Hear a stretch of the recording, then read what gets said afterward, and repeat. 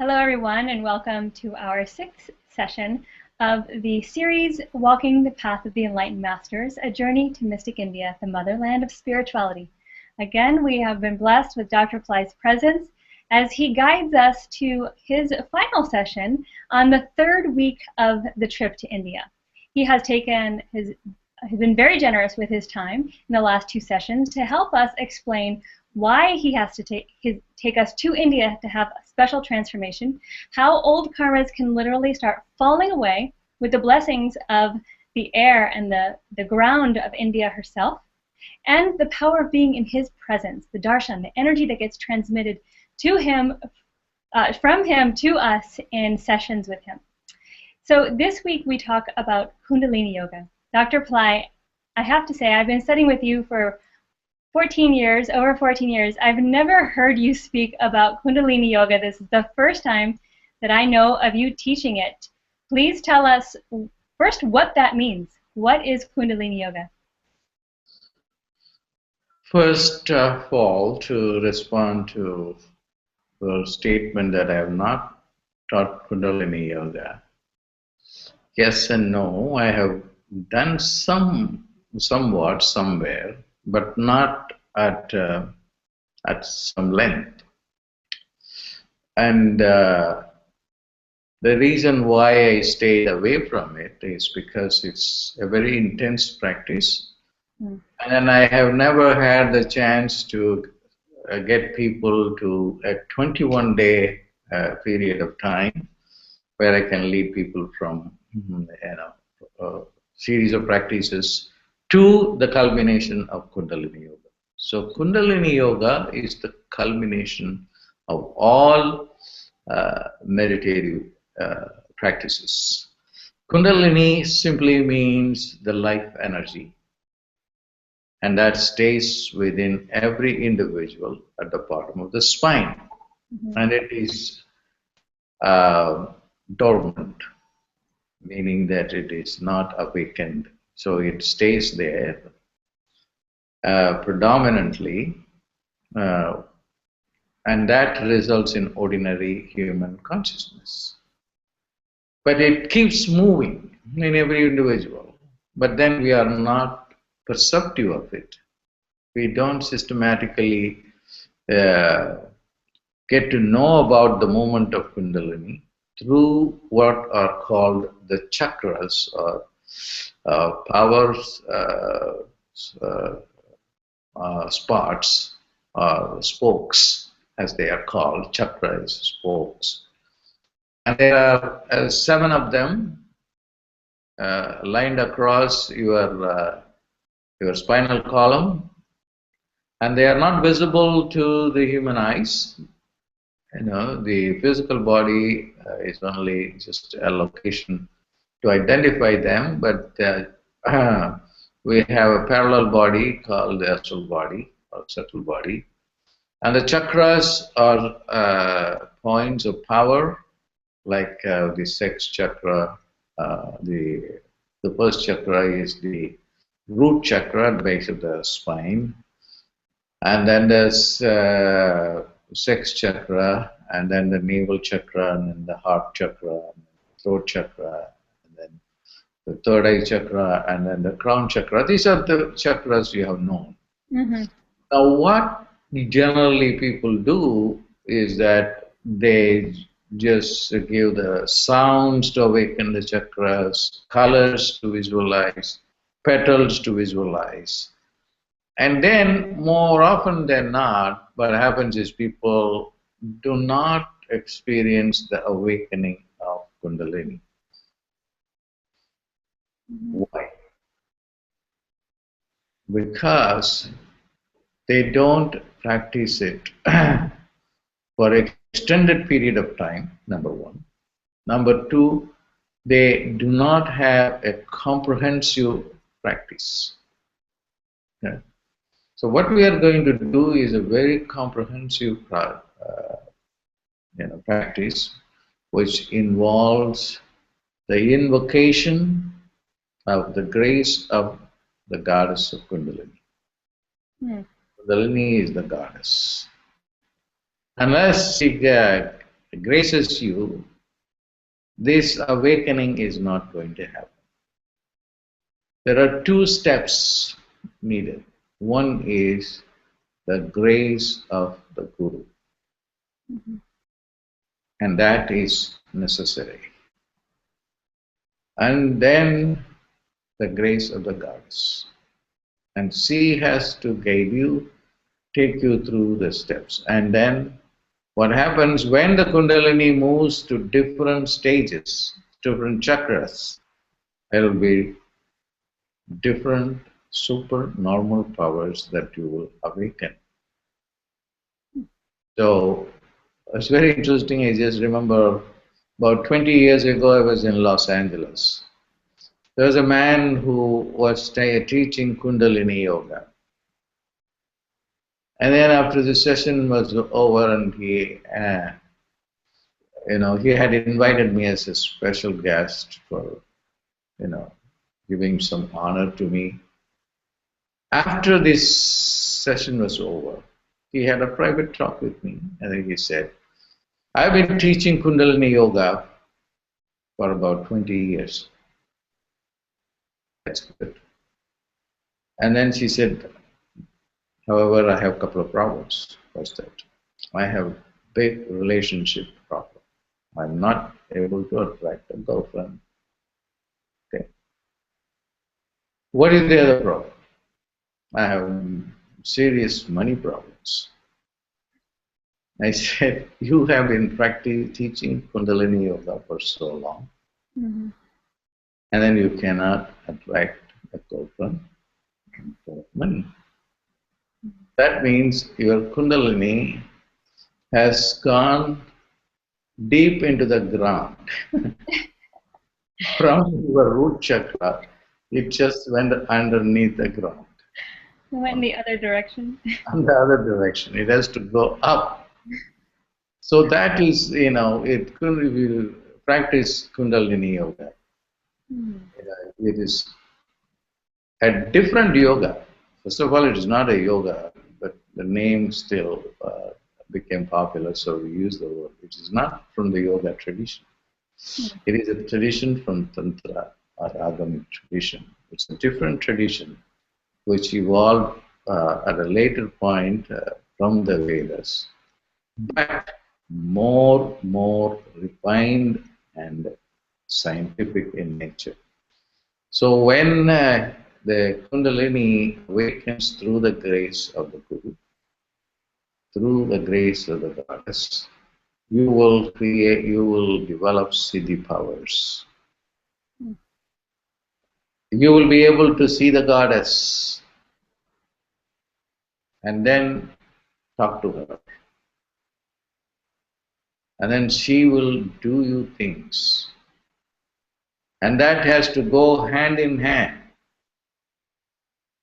But people usually think that, if you just visualize a blue color in the heart, or, a yellow color in the navel chakra, and some lotuses, and then certain sounds, and that's all. No, it's not that. You have to have an experience of the goddess, and then the time is also important. You cannot just do these meditation at any time. Okay. And then it has to also accompanied with the worship of certain other ritual, worship of certain gods and goddesses, along with some rituals as well. Yes, you mentioned in the write-up of the trip that there would be snake rituals as well. Yeah. Kundalini is represented as a snake. The goddess is considered as a snake. The snake tradition is very active and practiced in India, everywhere. So to say that Kundalini energy simply is a snake is a very vague presentation of this concept. The snakes, especially the cobra, has tremendous amount of power. See, a cobra is the goddess herself. So, uh, people who practice Kundalini Yoga actually goes to a snake mound and then pour milk into the mound so that the goddess comes and then drinks the milk. Mm-hmm. And I talked about Patanjali's Yoga Sutra, and Patanjali himself is half snake. Yeah. The snake has tremendous amount of power.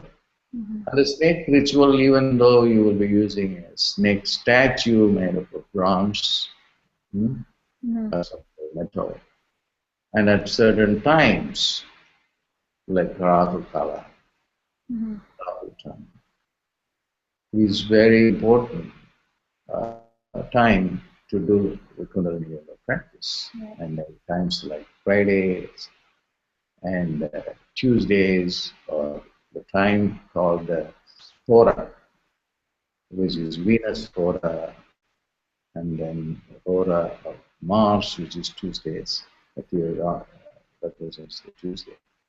These are time frames where you can enhance the awakening of Kundalini.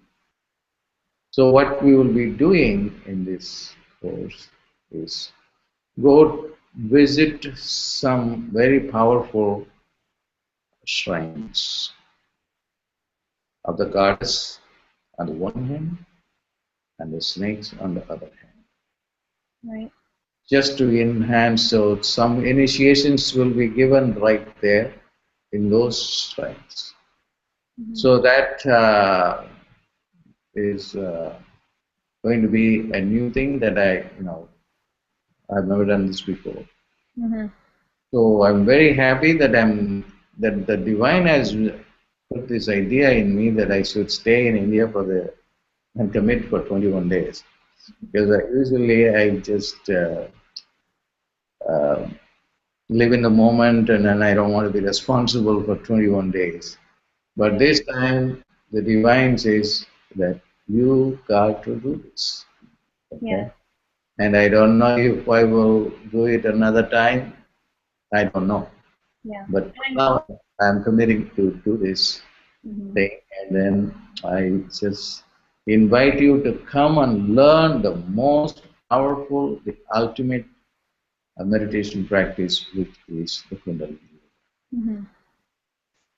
I know for at least 10 years you've been talking about doing a 3-week session and have never committed to it until now. So we are grateful that that is happening, and we don't know that it'll ever happen again. So thank you for that. You gave us an idea of what the 36-step process would look like.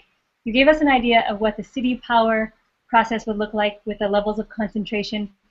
Can you give us a glimpse into what type of practices or what process happens in Kundalini Yoga, since you said it's very different than anything else? Which one? You mentioned that Kundalini Yoga is different. Kundalini Yoga is awakening the power that is latent within you and is dormant, which is at the bottom of the spine. That's where it is stored. And it keeps moving through the chakras, going to the crown chakra, and then comes back to the root chakra. Mm-hmm. And what it is the creative power that is within you. Mm-hmm. When the Kundalini is usually wasted in procreative acts, it wants vitality, vital power. And that vital power is getting lost in during our procreative act. Mm-hmm. And that is not a proper use of that energy. It has to go up into the navel chakra, and where you can understand how the material universe works and how you can accumulate wealth So we'll learn that as it goes through those Yeah. chakras. Yeah, and then when it goes to the heart chakra, for instance, duality ends. Yeah.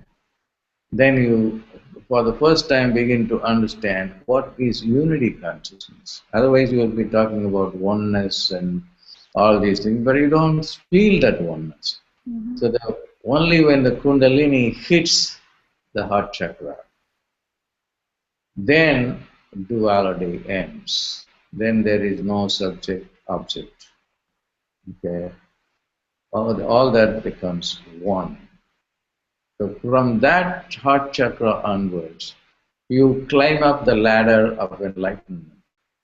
Once the duality ends, then you have to go through a lot of other stages until the Kundalini reaches the crown chakra, beyond the third eye chakra. The third eye chakra is often associated with your pineal gland, okay, which creates a new time frame, new space. So it's all about experiencing different levels of understanding, more precise. Just as the heart chakra ends with duality, the third eye chakra, gives you different perception of time and space and ability to think and manifest. And then when you go to the crown chakra, then the amrita, the elixir oozes out. The yogi is living that amrita, is able to rejuvenate the body, rejuvenate the mind. So Kundalini Yoga is precise. It's not theory at all. It is completely a transformation of your body and of your mind into a different enlightened state. That's the difference. Right. Thank you. And I can honestly say I'm having an experience with you just talking about it right now. So I can't imagine what it would be like in India as you go deep in these teachings and give us experiences in a deep meditative process. So it sounds like to me, based on the last 3 sessions or the last 2 sessions and this one that we've done, that these 21 days build upon one another. So ideally, if someone can join all 21 days, that is really the best bet, that they can begin that process with the 36 steps, incorporate and learn the focus of city powers, and then the ultimate teaching that you'll be teaching during this session, Kundalini Yoga. You mentioned this is an advanced teaching in the write-up that you gave, and it sounds like it's a good process. But correct me if I'm wrong, but people can join any one of these trips individually as well. Is that correct? Yes, they can. Okay. Because I have to accommodate the needs of the people who are under constraint of job constraint, money constraint, time constraint, space constraint. So I would make that options available. But, however, I would insist, if you can, you must do these 3 weeks together. Okay? And this is once a lifetime event that will change. It really is. As I mentioned, If you can't do it, that's fine. Do 1 or 2, or that's fine. fantastic. Well, thank you, Dr. Pillai. And we are offering combo pricing for people who can join 2 or more of these weeks to take advantage of that as well. So we're definitely trying to help as many people be in your presence during this time as possible. And thank you again for your generosity. I really can't believe that you're doing this 21 days. As I mentioned, for over 14 years you've been speaking about it, and this is happening, and it really is a once-in-a-lifetime event. Thank you so much for the energy and transmission you've been giving through these series that we've all been able to benefit from. And of course, thank you for your connecting during the time of year that is most powerful for you, your birthday. Thank you. Thank you. Thank you all again for joining us. We will connect with you in our next session of the series to hear a little bit about how our trips, Pillai Center trips, are different than anyone else's, and why we take care of you from beginning to end.